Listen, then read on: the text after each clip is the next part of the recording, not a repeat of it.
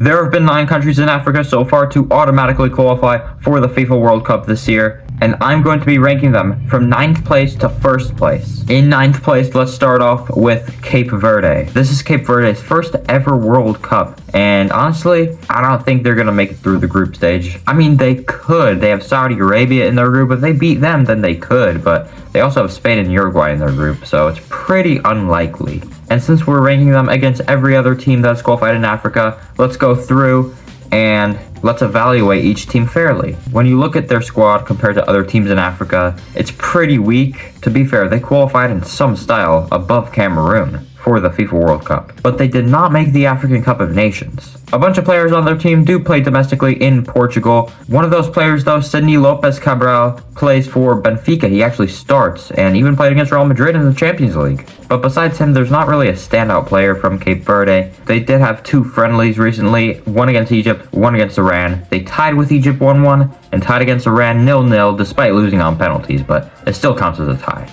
So yeah, I thought Cape Verde was the obvious choice to put in last place, unfortunately, but good luck to them at the World Cup, and congrats for qualifying. In 8th place, I have South Africa. Now, in the 2024 AFCON, they showed promise. They made it all the way to the semifinals and even beat Morocco on the way 2-0 when Morocco was in their red-hot form after making the semifinals of the World Cup. They did get 3rd or 4th place, can't remember, and I've been thinking they could do pretty good at the World Cup if they wanted to, but that thought's kind of gone away since I've seen the last AFCON because they were not great. They weren't very convincing in their group. They only beat Zimbabwe by a goal, Angola by a goal, they lost to Egypt, and then they lost to Cameroon, who, don't get me wrong, they're a good team in Africa, but in the round of 16, though, maybe they should be doing a little bit better since they did qualify for the World Cup. Again, their team is not as stacked as like Morocco or Senegal or Egypt or even Algeria. Their goalkeeper, Ronwen Williams, who plays for the Mamelodi Sundowns, actually got nominated for the Yashin Award, though, which is pretty cool. The only other player I know on the team is Lyle Foster, who plays for Burnley.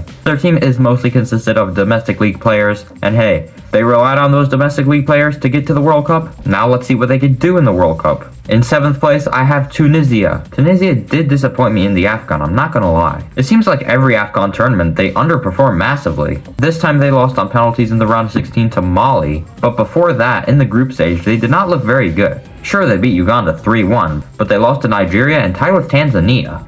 For Tunisia, who qualified for the World Cup, they should definitely be beating Tanzania. The most notable player on their team is Hannibal Mejbri, who plays for Burnley in the Premier League. And they did do a good job on qualifying for the World Cup, but they do have a very tough group, and I don't think they'll make the round of 32, unfortunately. In 6th place, I have Algeria. Algeria actually did pretty well in the AFCON. I mean, despite their quarterfinal loss against Nigeria, which they got absolutely dominated in. And they actually have a lot of quality on their team. They have Benzabani, they have Mahrez, they have Ainouri, they have Amora on Wolfsburg, I think. They qualified for the World Cup in pretty convincing manner. Sure, their group wasn't the toughest, but they still did good to qualify. Their World Cup group is not the easiest, though. It does have Jordan and Austria and Argentina, of course. So right now, I do think Algeria are the 6th best team in Africa. On to 5th place, Ghana. Ghana in 5th place might seem like a bit of an overreaction. I mean, they didn't even qualify for the African Cup of Nations, which was a huge shock in itself. But they did qualify for the World Cup pretty convincingly, and they have been getting better since. And I think the team has been gelling with each other better since, because they do have some really decent players. I mean, the obvious ones are Antoine Semenyo, who plays for Manchester City, who's been one of the best, if not the best player in the Premier League this season. And then you have Mohamed Kudus for Tottenham Hotspur. Yeah, Tottenham Hotspur. But I do think Kudus is a good player, and he is injured right now. They also have Inaki Williams for Athletic Club, who is the brother of Nico Williams. They have Tariq Lamptey and Salisu, who used to play in the Premier League. And they also still have Jordan Ayew as striker. So Ghana's squad definitely has a lot of quality. I think it's just that, can they build chemistry with each other? But on the negative side, they had 2 recent friendlies, one against Korea, one against Japan, and they did lose 1-0 to Korea and 2-0 to Japan, so that's not great. Anyways, in 4th place, I have Egypt. There actually aren't a lot of players you may recognize on Egypt besides for Mohamed Salah, Omar Marmoush, or maybe even Trezeguet, who used to play for Aston Villa in the Premier League. And honestly, I thought their problem was maybe the head coach or maybe their defense, because I thought their defense was pretty weak. But they qualified for the World Cup above Burkina Faso in their group pretty convincingly.